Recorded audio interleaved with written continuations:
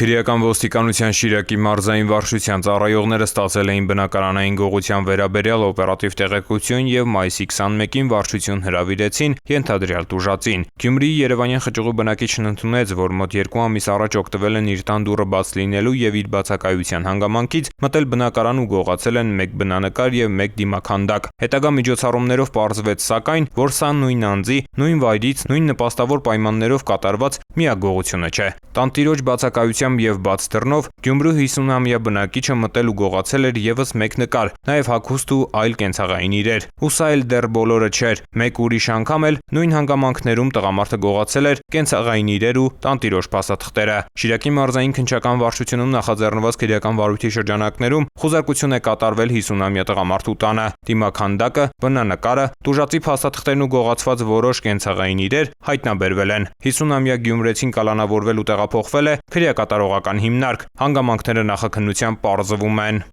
Ծանուցում ենթադրյալ հանցանքի մեջ կասկածվողը կամ մեղադրվողը համարվում է անմեղ, քանի դեռ նրա մեղավորությունը ապացուցված չէ Հայաստանի Հանրապետության քրեական դատավարության օրենսգրքով սահմանված կարգով՝ դատարանի օրինական ուժի մեջ մտած դատավճռով։